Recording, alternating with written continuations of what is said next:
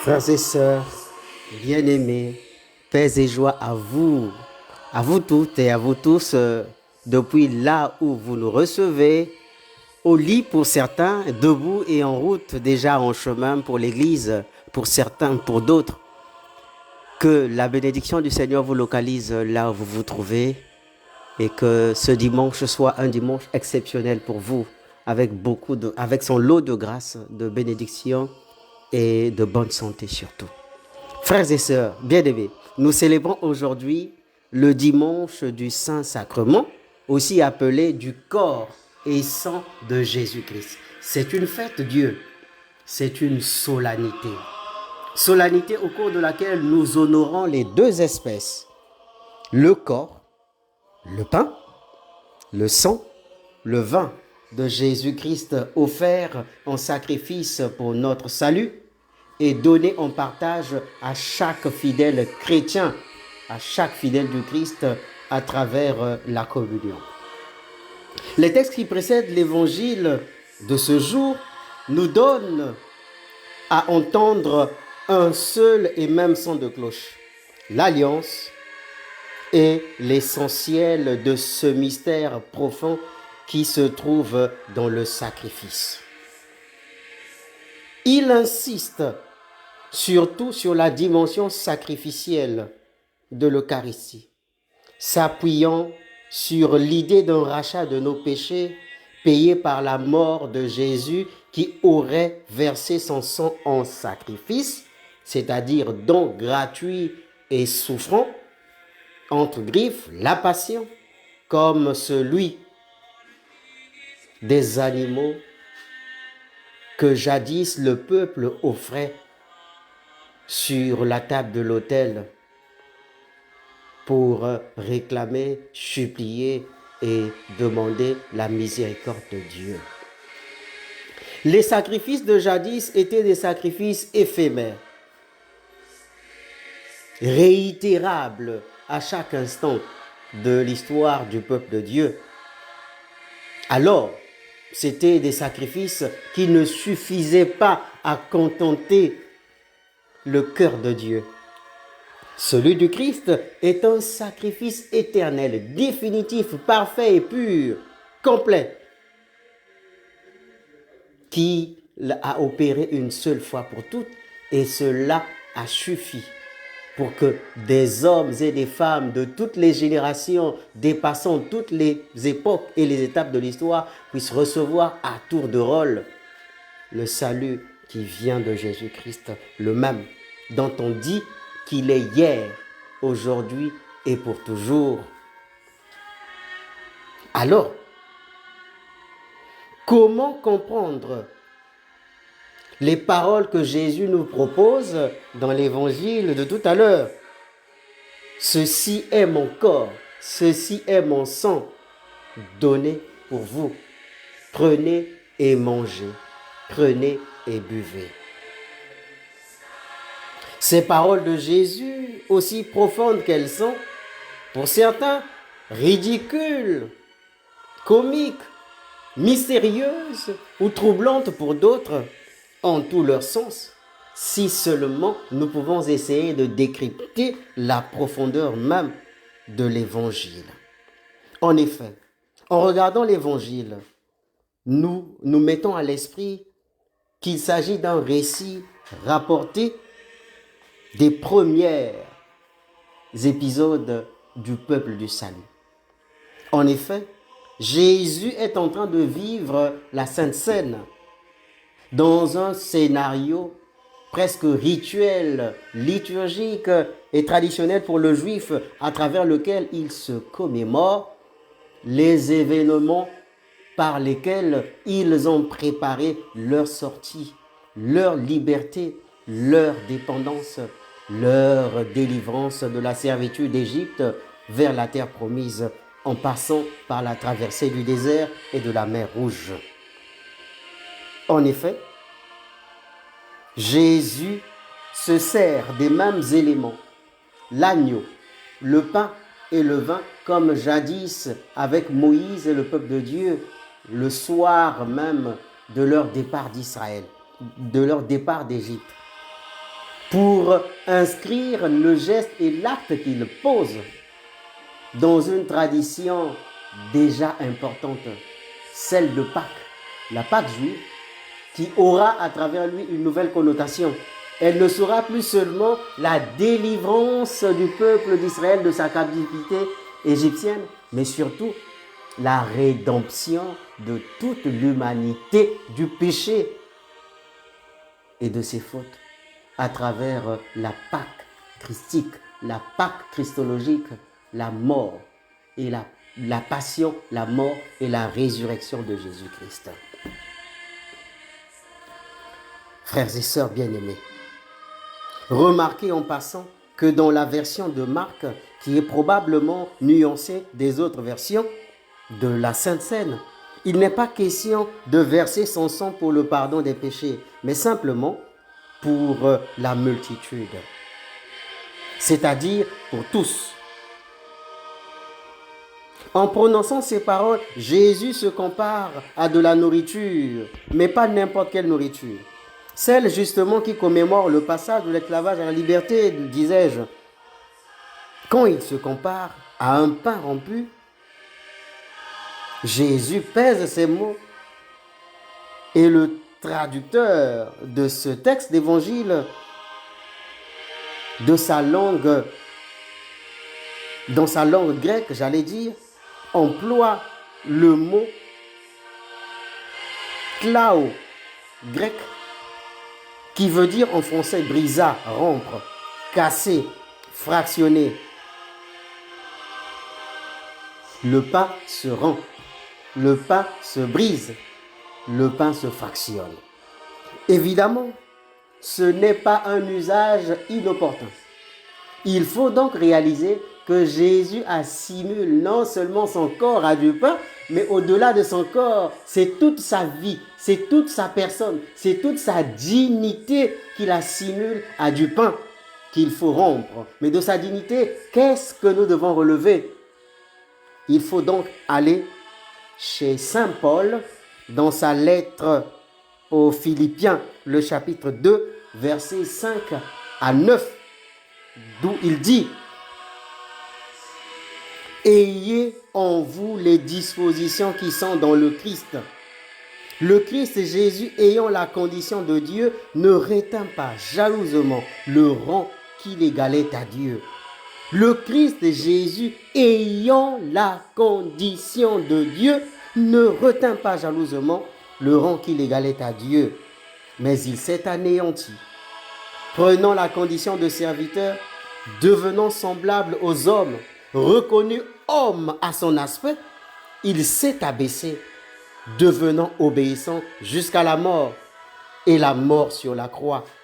C'est pourquoi Dieu l'a exalté et l'a doté du nom qui est au-dessus de tout nom. Frères et sœurs bien-aimés, qu'est-ce que c'est beau de donner un sens aux paroles et aux gestes que pose Jésus à la Sainte Seine en les appliquant à notre réalité actuelle.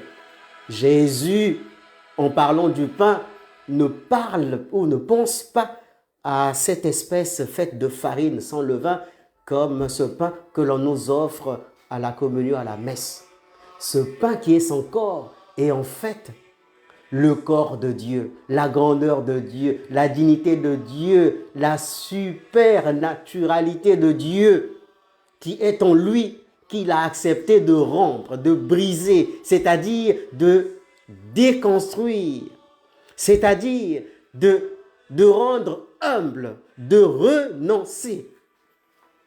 Et donc, on comprend, dans le pain que nous rompons, en fait, Jésus renonce à sa dignité, à sa nature divine pour se loger ou pour s'assimiler, pour posséder, pour emprunter notre humanité et faire se relever cette humanité à la dignité de Dieu. Le rompre de Jésus est donc l'idée d'un appel à l'humilité, à l'abaissement dont évoquent les théologiens. En grec encore, ils diront la kénose, l'abaissement de Jésus-Christ. frères et sœurs. Dans le vin qu'il bénit et donne à ses disciples, nous sommes ou vous êtes sans ignorer que ce vin, il veut qu'il devienne son sang versé sur la croix pour nous sauver. Alors, remarquez comme moi que le vin qui deviendra le sang, en fait, voudrait nous faire comprendre que le sang étant la substance qui porte l'âme et la vie, l'esprit et l'existence de toute créature vivante, est donc la substance par laquelle le Christ transmet, comme pour une transfusion sanguine, sa nature divine à chaque être humain, pour que, comme lui, nous participons, nous obtenions la capacité de vivre dans la sphère de sa divinité. Frères et sœurs, corps et sang du Christ nous invitent à l'humilité et à la transfiguration, transformation, et à la messe on dira transsubstantiation, c'est-à-dire la transformation de ce qui est matériel et humain, pain et vin, en une divinité, en une sainteté hors pair. Frères et sœurs, qu'est-ce qu'il est beau de célébrer le Saint-Sacrement, évidemment, devant la grandeur de ces substances, corps et sang du Christ que nous venons de réaliser à travers cette méditation. Que pouvons-nous dire du Saint-Sacrement? Bien-aimés, à travers l'acte que pose chaque fidèle chrétien pendant la célébration de la messe, dans l'élan de procession, nous levons, pas après pas, nous rapprochons devant la table de l'autel pour recevoir des mains du prêtre le corps et le sang du Christ à travers l'espèce du pain de la communion eucharistique qui nous est donné. Nous prenons l'engagement libre et volontaire de recevoir, d'accueillir, d'accepter que le Christ vienne en nous et apporte à notre nous les éléments nécessaires et consistants pour que notre nous se transforme en devenant